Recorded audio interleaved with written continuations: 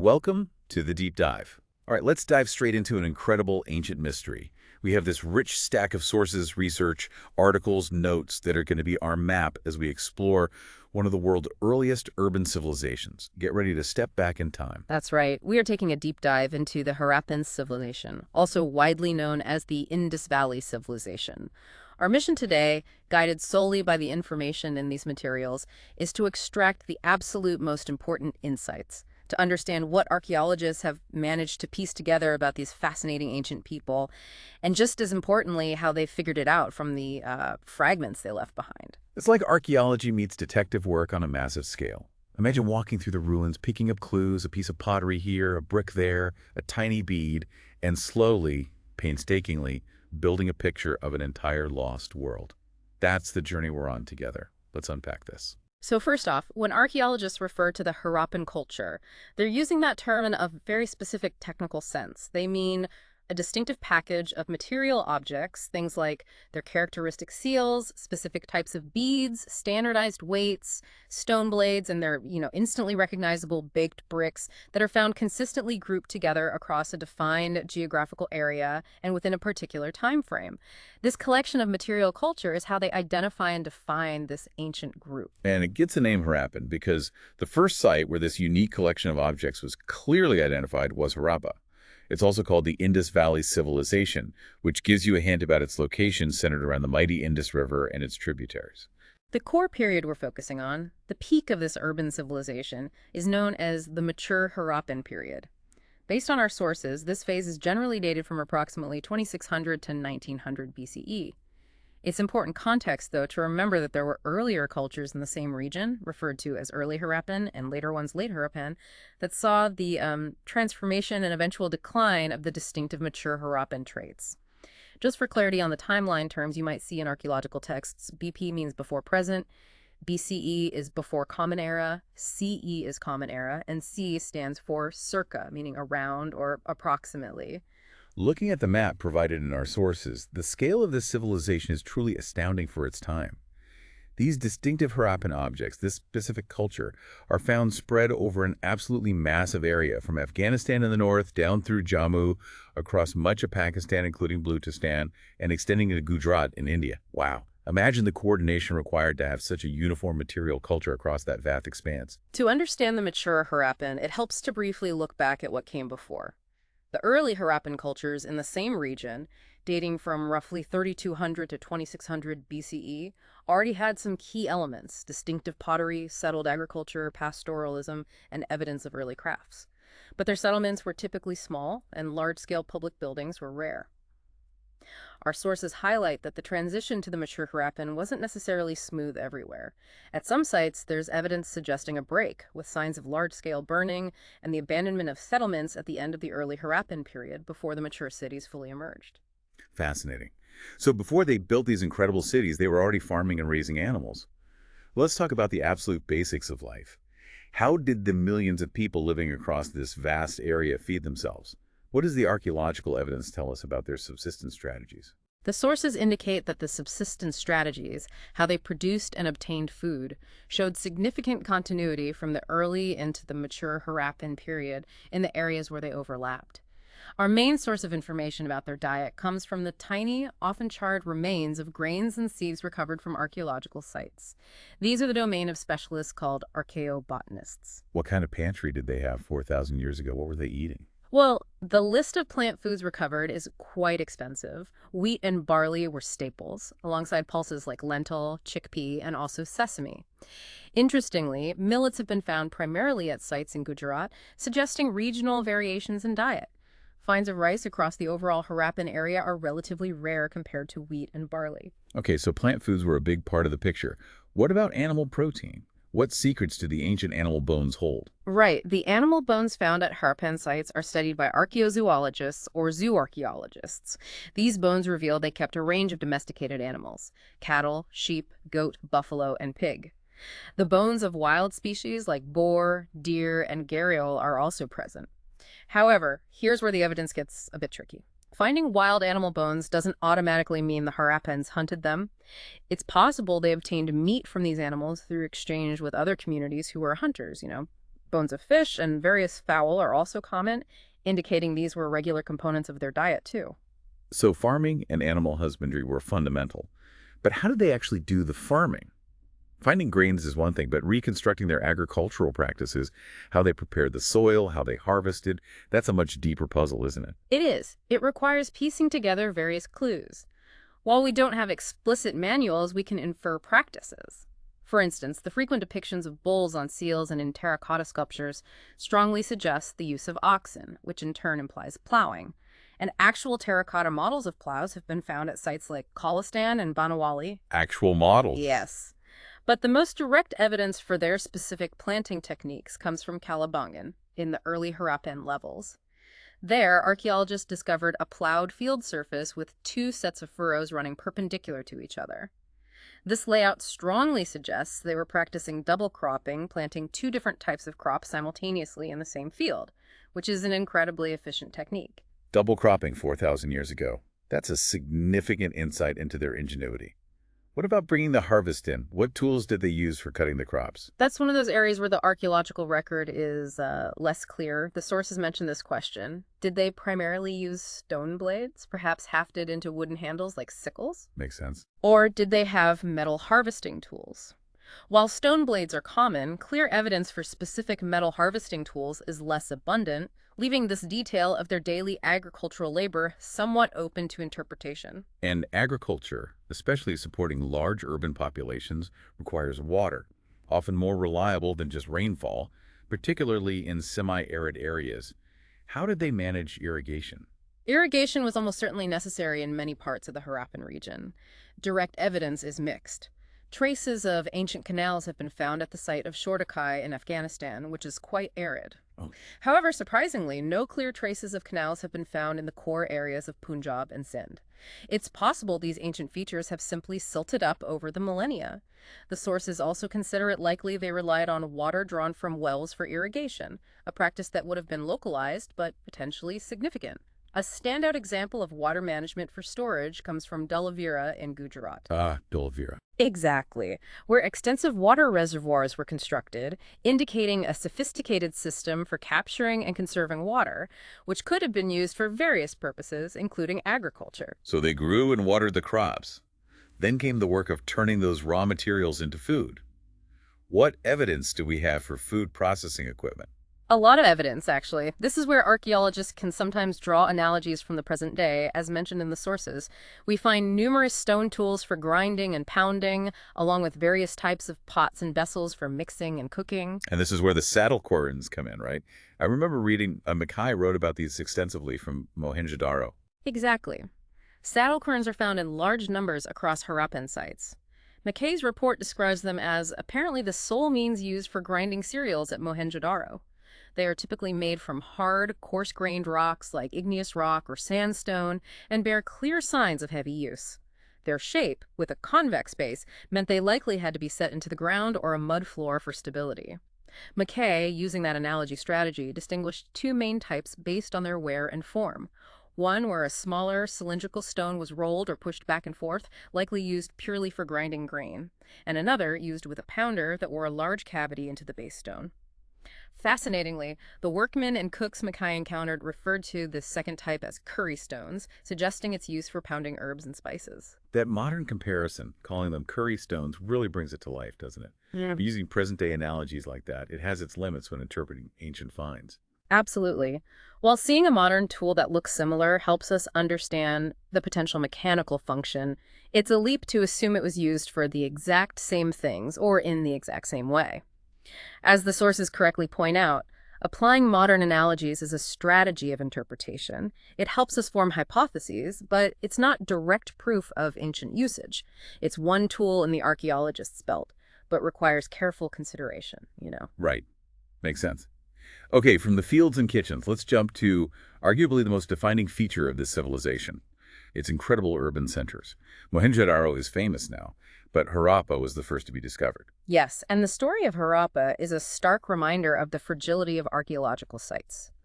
By 1875, Alexander Cunningham, often considered the father of Indian archaeology, observed with dismay that the ancient bricks from the mounds at Harappa were being systematically carted away Carted away. For what? by the thousands. To be used as ballast for the construction of the railway line between Lahore and Multan, Cunningham estimated they'd taken enough brick to build 100 miles of railway. This unchecked looting sadly destroyed much of the ancient city before it could be properly excavated. Mohenjo-daro, being further from easily accessible transport routes initially, was much better preserved. Thank goodness for that. So what did archaeologists find when they eventually uncovered Mohenjo-daro? What was the layout of this ancient city like? Mohenjo-daro was deliberately and distinctly planned. It was divided into at least two main sections. To the west was a smaller, higher area called the Citadel. To the east was a much larger, lower area, logically called the Lower Town. The Citadel wasn't naturally high. It was built upon massive artificial platforms made of mud brick, giving it elevation and setting it apart. It was also physically separated from the Lower Town, typically by a wall. And the lower town was also walled. Building those platforms alone must have required an immense amount of work. It was absolutely monumental. The sources estimate that constructing just the platforms for the Lower Town alone would have required approximately 4 million person-days of labor. 4 million. Assuming one person could move about a cubic meter of earth per day.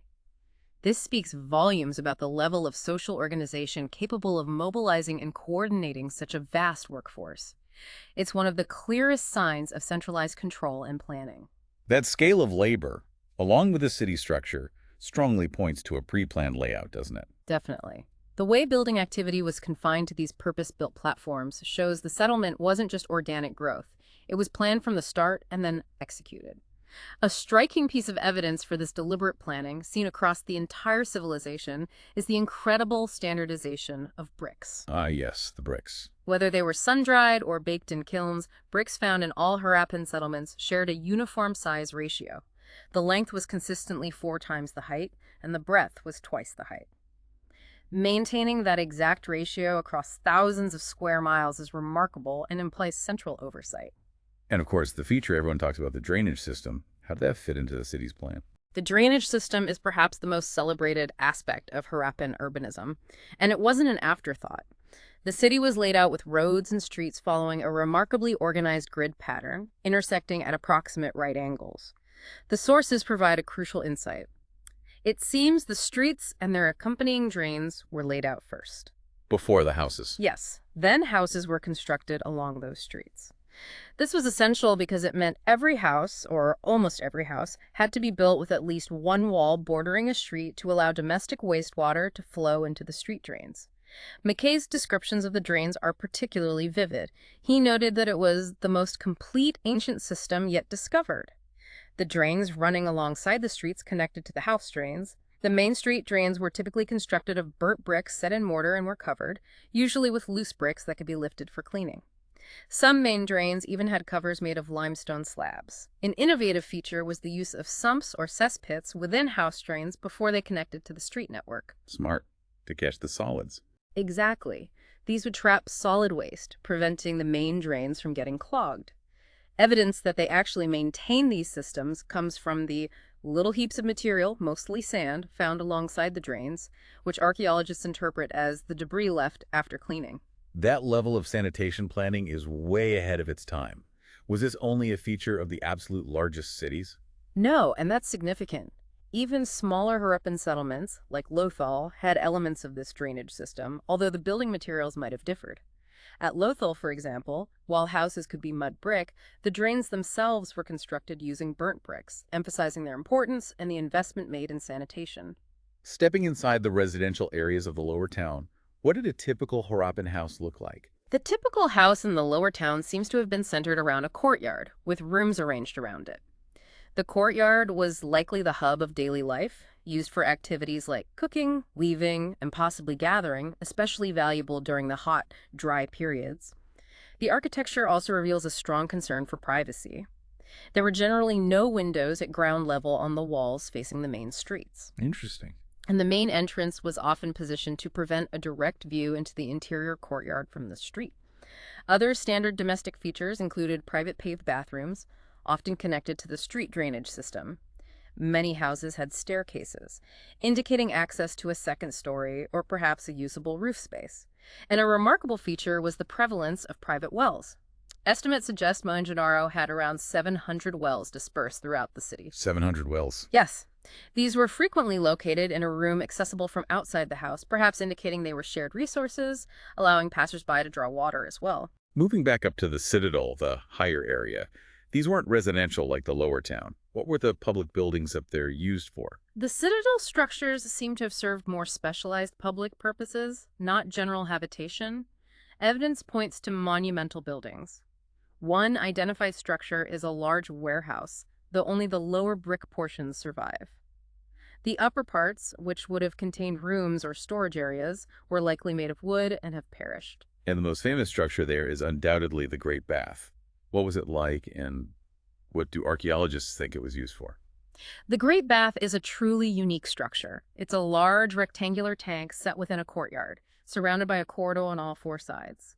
Steps lead down into the water from the north and south.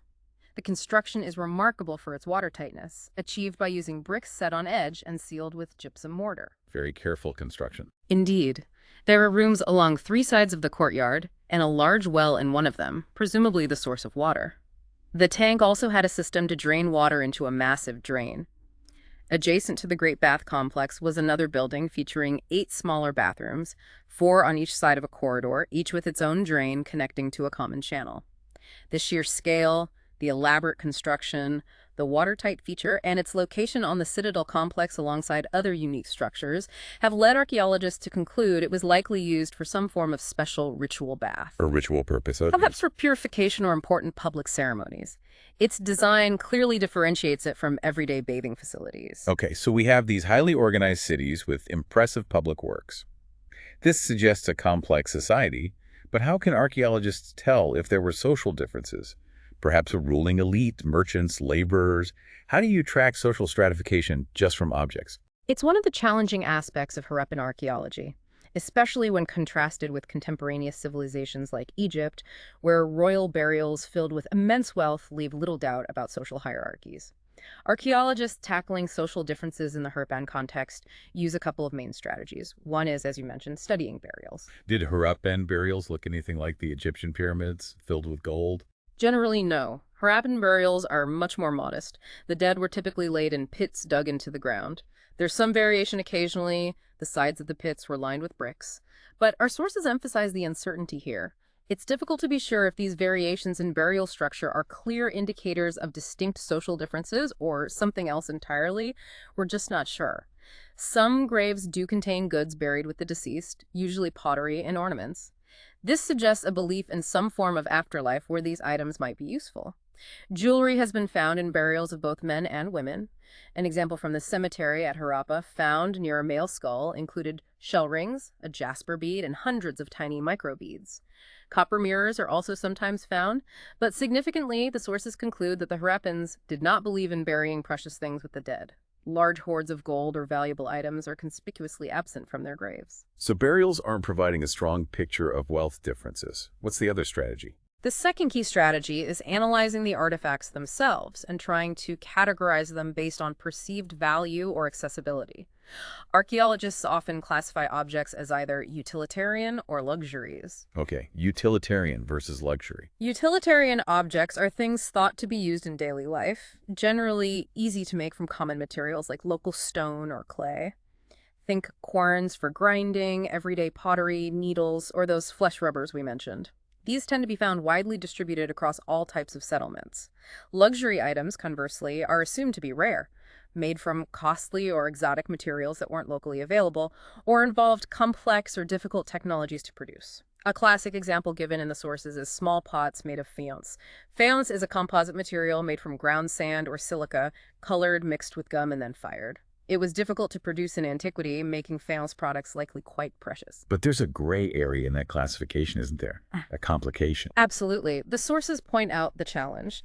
What about something that seems functionally utilitarian, like a spindle whorl used for spinning thread, but is made from a rare or difficult-to-work material like faience? Right. How do you classify that? Exactly. Mm. Is it utilitarian because of its function or luxury because of its material? It's a reminder that these categories are analytical tools, not rigid realities. Despite these classification nuances, the distribution of these artifacts does offer insights. The sources highlight that objects considered rare or made from valuable materials tend to be concentrated primarily in the large urban centers Mohenjo-Daro and Harappa. They are found much less frequently, or sometimes not at all, in smaller settlements. For example, those miniature faience pots are common in the big cities but absent from smaller sites like Kalabangan.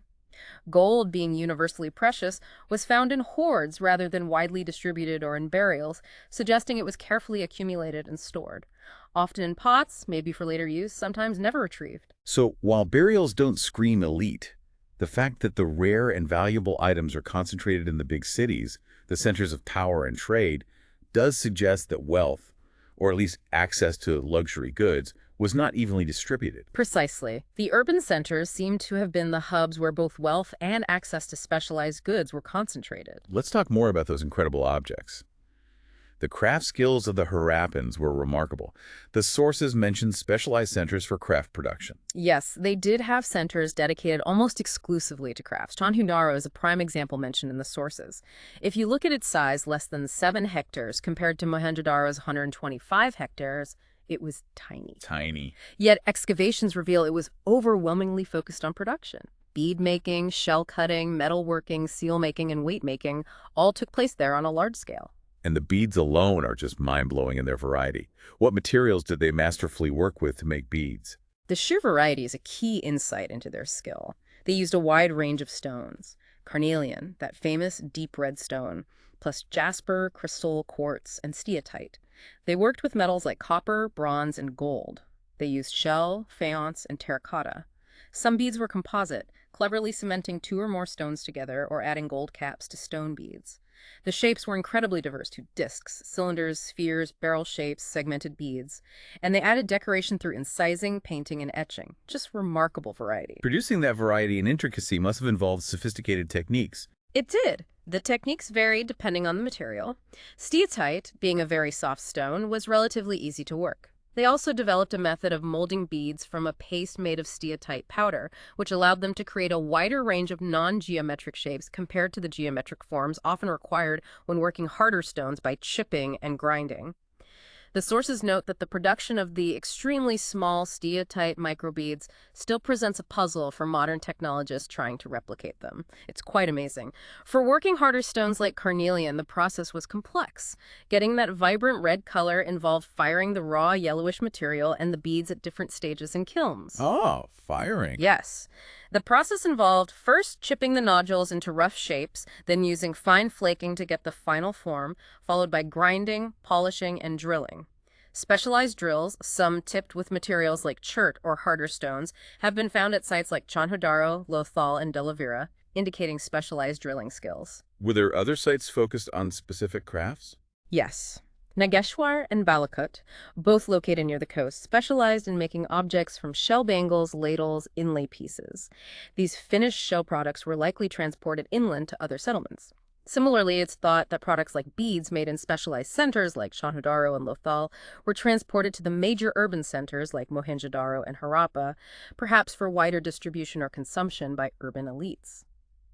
How do archaeologists actually identify these centers of craft production? It's not like there's a sign saying, bead factory here. No, not quite. That's where the detective work really comes in. Archaeologists look for specific types of evidence that indicate production took place. This includes finding the raw material itself, like nodules of stone that haven't been shaped yet, whole shells, or pieces of copper ore.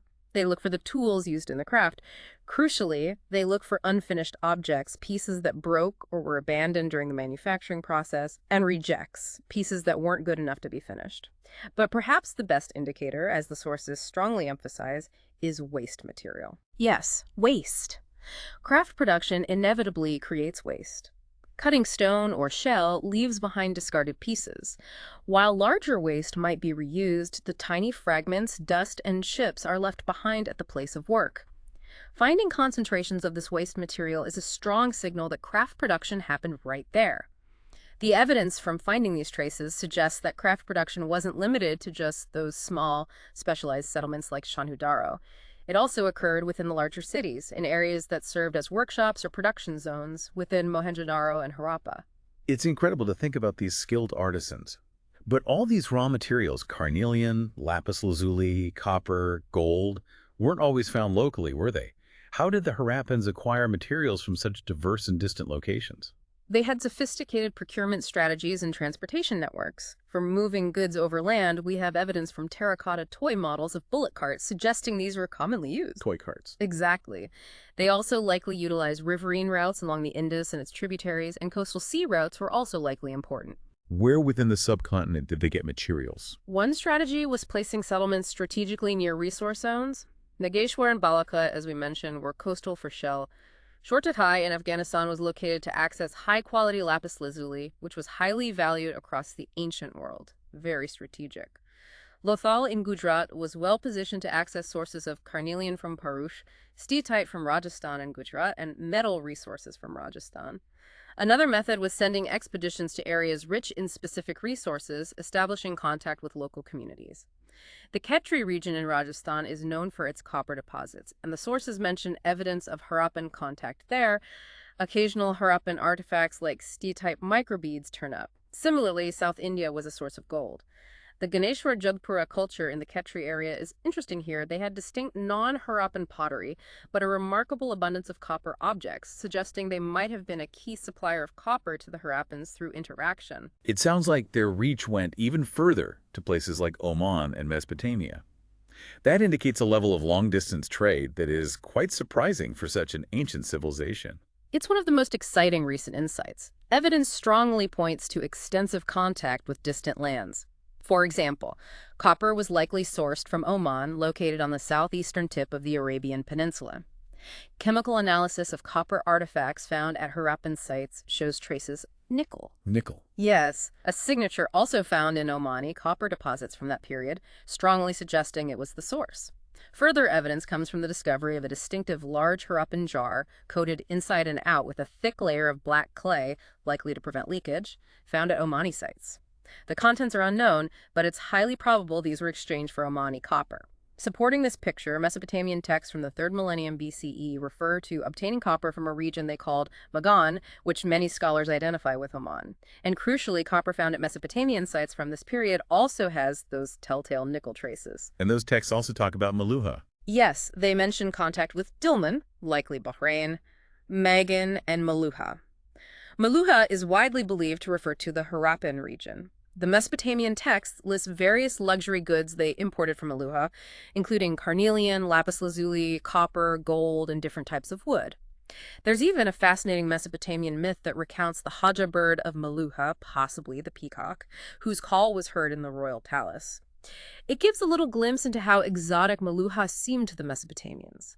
The nature of the goods exchanged and the distances involved strongly suggest this contact was primarily by sea. The Mesopotamian texts even refer to Maluha as a land of seafarers. Ah, so they mentioned their sailing skills. Right, and adding archaeological weight to this are depictions of ships and boats found on many Harappan seals. Were there other direct finds that link the Harappans in Mesopotamia? Absolutely. Archaeological finds in Mesopotamia include numerous Harappan seals, weights, dice, and beads, showing that Harappan goods and possibly people were present there. Going the other way, while Mesopotamian items in the core Harappan area are less common, they do exist.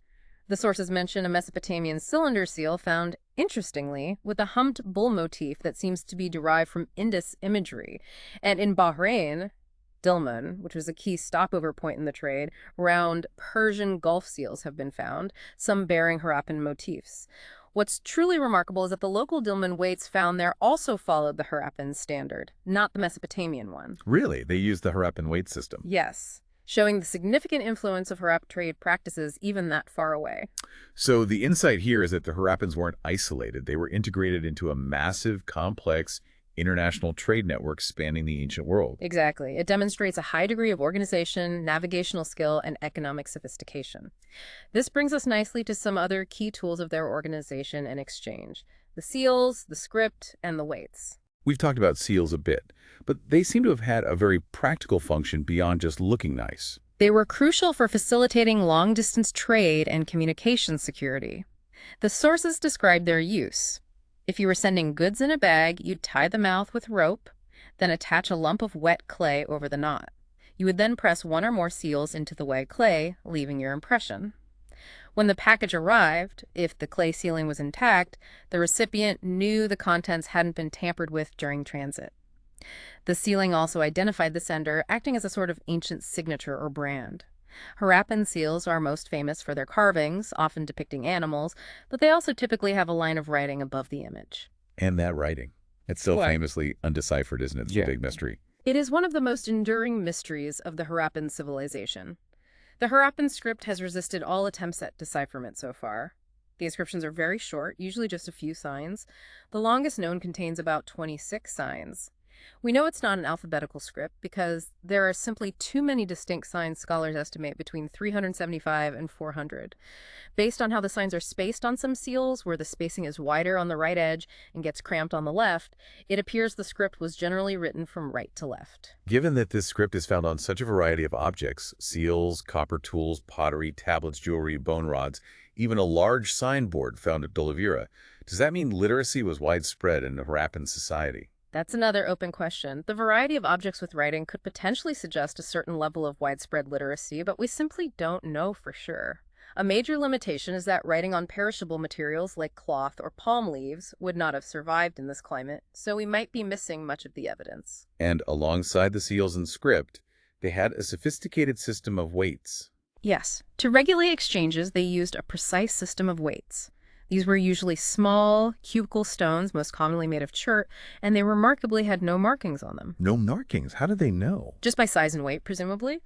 The system was quite standardized and complex. The lower denominations followed a binary system weights in units of 1, 2, 4, 8, 16, 32, and so on, typically up to 12,800. The higher denominations followed a decimal system. The smallest weights were likely used for weighing valuable items like jewelry and beads. Metal scale pans have also been found, providing direct evidence of their use in weighing goods. The widespread uniformity and accuracy of this weight system across the vast Harappan area is another powerful indicator of a centrally organized society. So, we see planned cities, massive public works, standardized bricks and weights, complex trade networks stretching across continents, specialized craft production centers. All of this suggests a high degree of coordination and control. Who was in charge? Who held the ancient authority that could organize all of this across such a huge region? This is perhaps the biggest interpretive challenge, the one that sparks the most debate among archaeologists. While the evidence for complex decision-making and implementation is undeniable, the uniformity, the planning, the strategic placement of settlements, the mobilization of labor, finding clear evidence for a central ruling authority, or unambiguous depictions of rulers in the archaeological record is surprisingly difficult. We've heard about the large building labeled a palace, or that famous statue, the priest king. Do those give us clues? The sources discuss these. There's a large building at Mohenjo-Daro, often labeled a palace, but it lacks the kind of spectacular associated finds you might expect from a royal residence.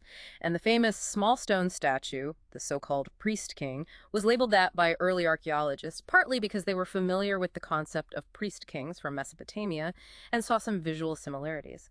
But, as the sources critically state, Harappan ritual practices are poorly understood, and there is absolutely no means of knowing whether those who perform them also held political power. So the connection is speculative. Exactly. The label is an interpretation, not a confirmed fact based on direct evidence. Because of this lack of clear evidence for rulers or a central palace, scholars have proposed various theories about the nature of Harappan governance. Some suggest there was no single ruler or ruling class, believing instead that everyone in society had relatively equal status. Others argue for multiple rulers, perhaps with each major city like Mohenjo-Daro or Harappa having its own independent governing structure. But the sources seem to lean towards the idea of a single unified state being the most plausible explanation based on the evidence we do have. Why is that? The arguments supporting the single state theory, drawing directly from the evidence presented in our sources, are quite compelling.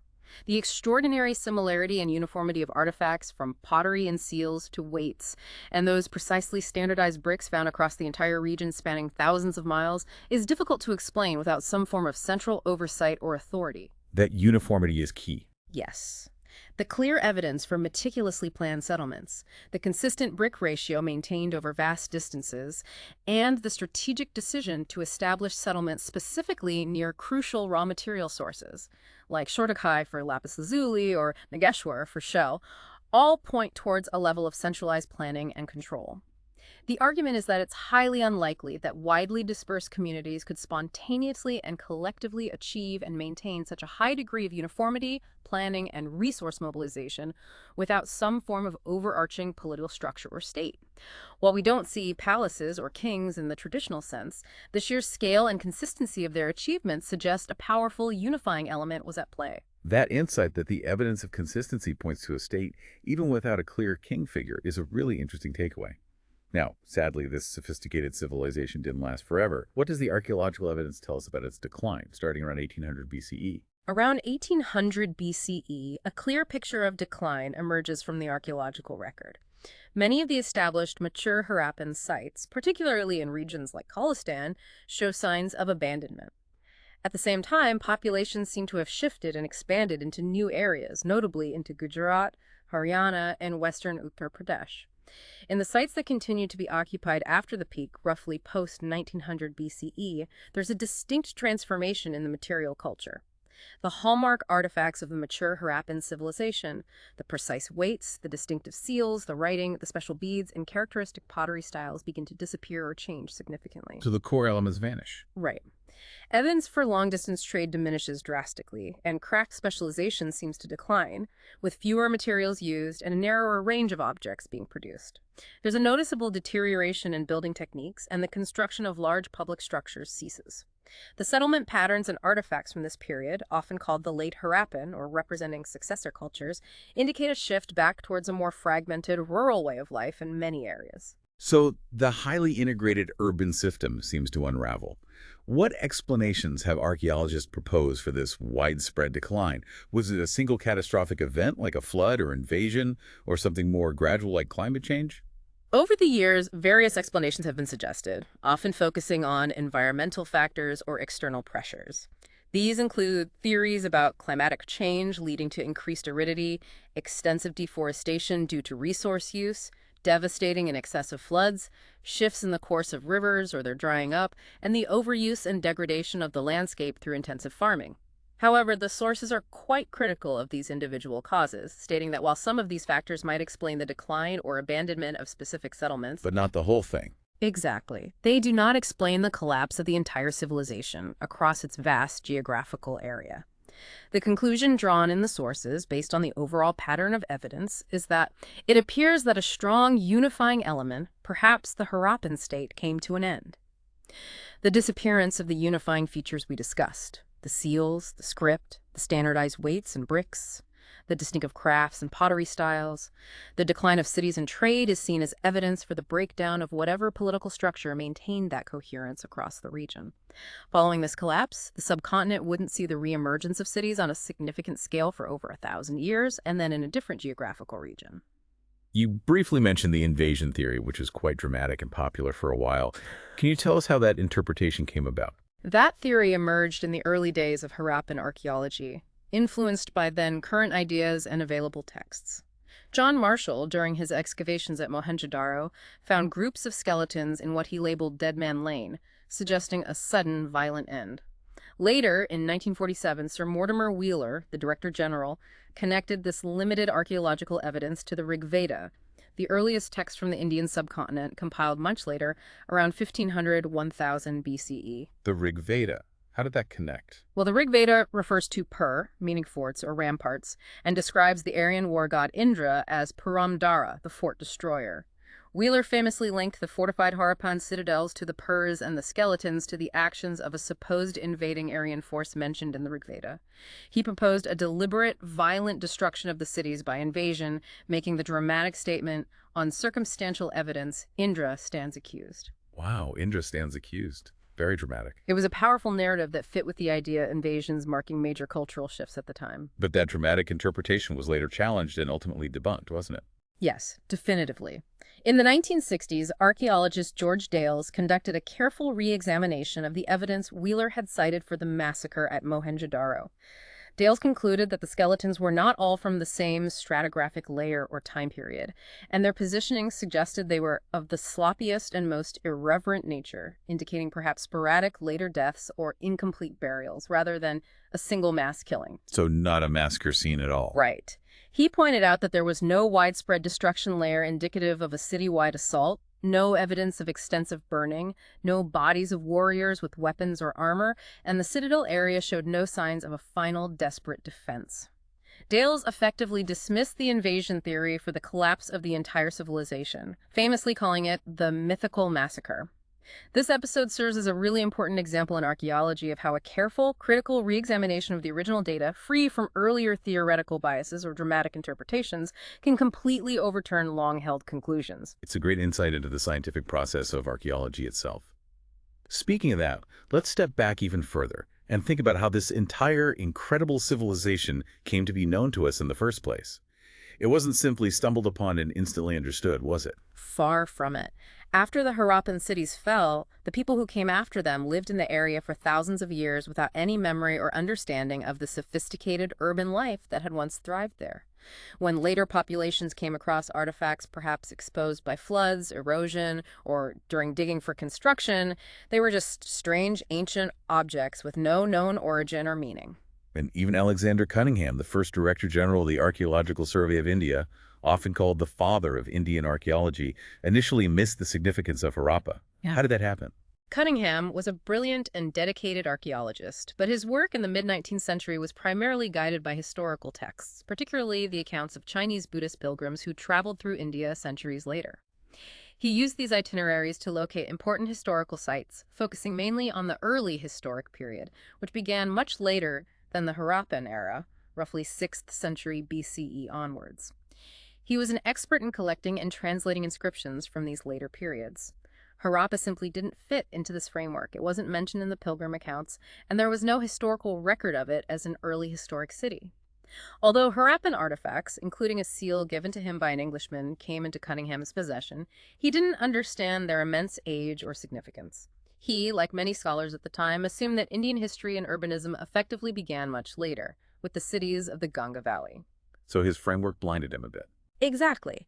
Because it didn't fit his textual roadmap, he missed the crucial clue that Harappa belonged to a much, much older, entirely unknown civilization. It's a classic example of how our existing framework of understanding can cause us to overlook evidence that doesn't fit. So if Cunningham missed it, how did archaeologists eventually realize just how old and significant these Huggins were? The crucial breakthrough came with the proper application of stratigraphy, the study of the layers of debris that accumulate at a site over long periods of occupation. Archaeologists understood that the deepest layers are the oldest, and successively higher layers are more recent. By carefully excavating layer by layer, they could establish a relative timeline for the objects found within those layers and build a cultural sequence. In the early 20th century, archaeologists began applying these methods more systematically. Daya Sani found distinctive Harappan seals at Harappa in layers that were clearly much older than the historical periods Cunningham focused on. The lower layers. Precisely. Around the same time, Rakal Das Banerjee found very similar seals at Mohenjo-daro. The striking similarity of these seals found at two widely separated major sites led to the realization that they represented a single, previously unknown archaeological culture. Based on these discoveries, John Marshall, the Director General of the ASI in 1924, publicly announced the discovery of a new civilization in the Indus Valley. But the real dramatic moment of dating came because similar, puzzling seals had previously been found during excavations at ancient sites in Mesopotamia. The Mesopotamian connection again. Yes, recognizing the identical nature of these seals proved that the Harappan civilization was contemporaneous with the well-dated ancient Mesopotamian civilizations. As the historian S.N. Roy famously put it, Marshall's announcement meant that he left India 3,000 years older than he had found her. That's a powerful statement capturing the impact of this discovery. Marshall was a hugely important figure, but the sources also point out that his excavation methods weren't perfect, especially compared to later archaeologists like Wheeler. That's true. Marshall was the first professionally trained archaeologist to head the ASI, bringing experience from Greece and Crete. He had broad interests, looking at both spectacular finds and the patterns of everyday life. However, his method involved excavating in uniform horizontal units across the site, often ignoring the natural layers of debris and occupation that make up the stratigraphy. So he mixed up the layers. Essentially, yes. This approach meant that artifacts from different time periods, simply because they fell within the same artificial horizontal slice, could get mixed together. As the sources note, this resulted in irretrievably lost valuable information about the precise context and sequence of these finds. It was Sir Mortimer Wheeler, who became Director General in 1944, who rigorously corrected this. Wheeler understood the absolute necessity of excavating strictly according to stratigraphic layers. Bringing what's been described as military precision, he was an ex-Army brigadier. He insisted on careful, layered excavation and recording, which became the standard practice. How did the political changes in the subcontinent, particularly the partition in 1947, impact the study of the Harappan civilization? The partition had a significant, though perhaps unintended, consequence for archaeology in India. Major sites like Harappa and Mohenjo-daro ended up within the territory of Pakistan. This spurred Indian archaeologists to launch intensive efforts to locate and excavate Harappan sites within India's new borders. Extensive surveys were conducted, particularly in areas like Kutch and in the regions of Punjab and Haryana, leading to the discovery of numerous previously unknown sites. Important excavations followed at sites like Kalibangan, Lohal, Rakhi Garhi, and more recently Dholavira, greatly expanding our knowledge of the civilization's extent and regional variations within India. These explorations and discoveries continue today. Over these decades, the focus of archaeological research has also evolved. While establishing the cultural sequence remains important, archaeologists are increasingly interested in deeper questions, understanding the logic behind why settlements were located where they were, analyzing the vast quantities of artifacts to figure out their specific functions in daily life, and tackling broader social and economic questions. And there's been growing international collaboration in recent decades, too. Yes, definitely. Since the 1980s, there's been significant international interest and collaboration. Joint teams of specialists from India, Pakistan, and other countries have been working together at sites like Harappa and Mohenjo-daro. They are employing cutting-edge modern scientific techniques, including detailed surface exploration using remote sensing and minute laboratory analysis of all types of recovered materials, not just stone and pottery, but also fragile organic remains like ancient plants and animal bones, using techniques like DNA analysis where possible. The sources suggest these modern approaches are promising to yield interesting results in the future. It's cool to hear how the techniques have advanced. The sources even share a little anecdote from Wheeler that captures the boots-on-the-ground reality of this work. Yes, Wheeler recounted arriving at the Harappa railway station late one night and being told by his colleague that they had to start field work at 5:30 a.m. the next morning because it would be too hot later in the day. Oof, early start. He describes looking at the tallest mound the next morning and within 10 minutes of starting work, being so engrossed in the task that 6 hours later, they were still there under the blazing sun, toiling with picks and knives, while he privately thought of himself as the mad sahib for setting such an intense pace. Lost track of time. It gives you a vivid sense of the passion and sheer physical effort involved in uncovering these ancient layers. So we've talked about what we found and how we found it. But as the sources are careful to point out, piecing together this ancient past, particularly one so distant and without written history we can read, is fraught with problems. And the biggest problem, the one that holds the key to so many questions, is that undeciphered script. Absolutely. The fact that the Harappan script remains undeciphered is the single greatest barrier to our understanding. It means we are almost entirely reliant only on the material evidence, the physical objects people left behind. Their pottery, tools, ornaments, buildings, infrastructure. This material record is all we have to reconstruct their lives, thoughts, and social structures. And even that material record is incomplete. A major limitation is that in the tropical climate of the Indus region, organic materials, things like cloth, leather, wood, reeds, possibly even written documents on perishable surfaces generally decompose over thousands of years. What survives are the non-perishable items: stone, burnt clay, terracotta, and metal. We are only seeing a partial, biased snapshot of the things they used and created daily. And even the surviving objects, are we finding a truly typical collection of what they owned or used? Probably not. The sources make a crucial point here. What gets preserved at an archaeological site and found by excavators? Primarily, broken or useless objects that were simply discarded. Other valuable things might have been recycled for their materials. Intact, valuable artifacts that archaeologists do find were most likely either accidentally lost in antiquity or represent hordes of valuable items that were stored away and never retrieved by their owners for various reasons. So the finds we recover in excavations can often be accidental rather than typical finds of the range of possessions or tools that were part of everyday life. Once artifacts are recovered, a major task for archaeologists is classification. The simple way is by material stone, clay, metal.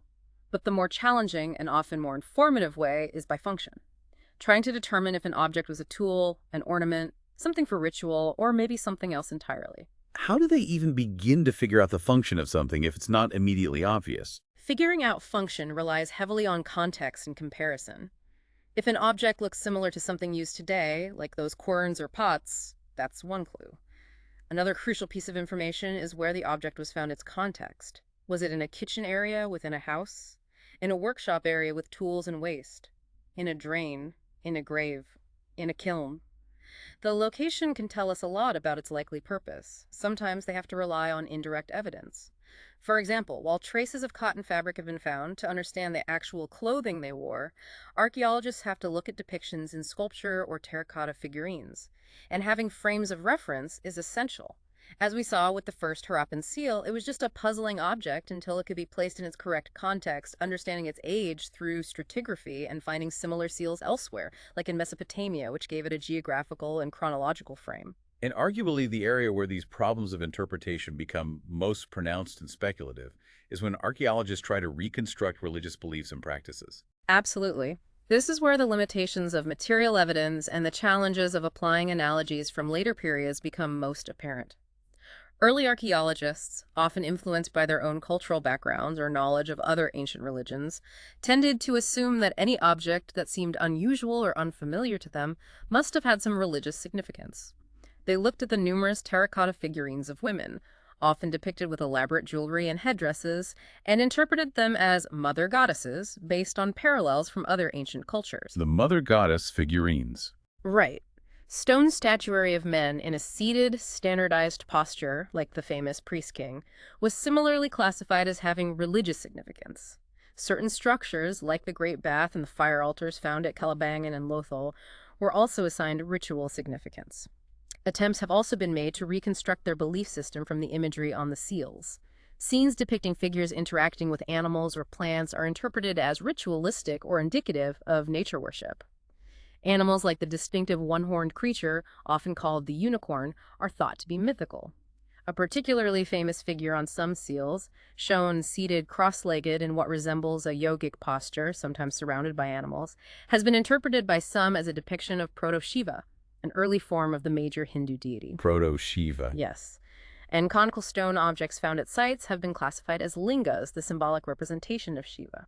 But the sources are quite critical of interpreting Harappan religion solely through the lens of later traditions, like Hinduism. Precisely. Many of these interpretations rely on assuming a direct line of continuity and similarity between ancient Harappan practices and later Indian religious traditions. This is part of a general archaeological strategy of moving from the known, the later history or present, to the unknown, the distant past. While this strategy works reasonably well for functional objects like querns or pots, whose basic form and use remains similar across millennia, it becomes more speculative when we extend it to religious symbols, where meaning is culturally constructed and can change dramatically over time. The sources use the Proto-Shiva example to illustrate this difficulty. The earliest religious text in the subcontinent that mentions a deity later associated with Shiva, the Rig Veda, was compiled much later, around 1500–1000 BCE. The deity mentioned, Rudra, who is later known as Shiva, is not described in the Rig Veda as being the lord of animals, Pashupati, or as being a yogi. Oh, so the description doesn't match. No. The Harappan seal depiction of the seated figure surrounded by animals doesn't match the Rigvedic description of Rudra. This raises the critical question.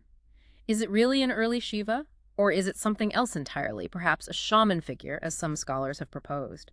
We simply don't have enough information to be certain. And what about those conical stones? Were they definite religious symbols? The sources quote Mackay on this very point, highlighting the ambiguity. He noted the small, beautifully crafted conical stone objects and acknowledged that they could be identified as lingas. But he immediately added a crucial caveat. On the other hand, it is just as possible that they were used in board games. Okay, games. That's quite different.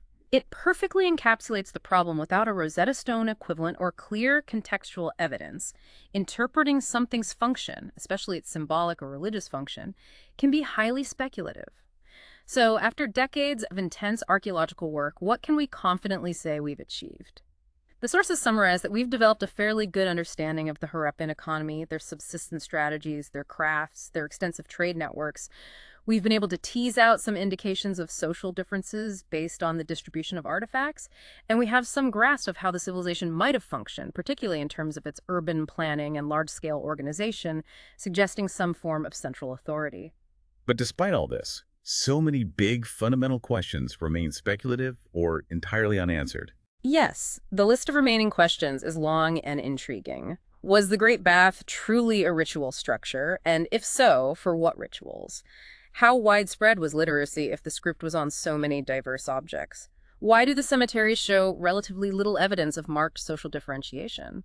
What was the role of women in craft production or in society more broadly? What were the numerous terracotta female figurines actually used for?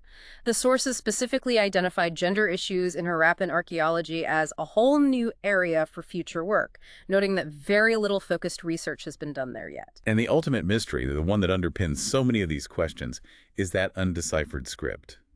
How much more would we know if we could finally read it? If the Harappan script were ever deciphered, it would be a revolutionary moment, potentially unlocking vast amounts of direct information about their lives, beliefs, political structure, and history that are currently hidden from us.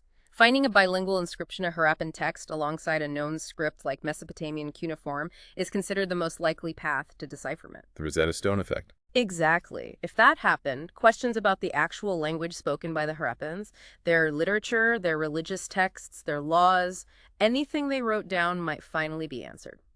Until then, the script remains a tantalizing, silent puzzle. Well, that was quite the journey back in time. We've navigated through the planned streets of Mohenjo-Daro, marveled at their ingenious water systems, explored their diverse economy and vast trade networks stretching across continents, admired their incredible crafts, and grappled with the ongoing mystery of their silent script and unseen rulers. It truly highlights that despite the immense challenges inherent in studying a civilization based only on the material remains they left behind, and the difficulties of interpreting those often ambiguous clues, archaeology has nonetheless succeeded in revealing an incredibly sophisticated, complex, and vibrant ancient society that thrived millennia ago. And the story of how this civilization was even discovered is a powerful narrative in itself, showing how archaeological methods, interpretations, and even the political landscape can dramatically shape our understanding of the past, evolving from initial confusion to meticulous stratigraphic excavation, and now to cutting-edge scientific analysis by international teams. The Harappan civilization ultimately disappeared, but its remains continue to pose fundamental questions, sparking our curiosity about how complex societies function, how they manage resources and trade, how they organize themselves, and how they made sense of their world. The biggest mystery isn't just how it ended, but perhaps how much more we still have to learn from the silent, scattered clues left behind by these remarkable ancient people. It really was a deep dive. Hopefully you feel a little more well-informed about the incredible world of the Harappans. It's a powerful reminder that understanding history is often less about memorizing dates and more about challenging detective work, patiently piecing together clues from the earth. Thank you for joining us on this exploration. Keep learning, keep asking questions.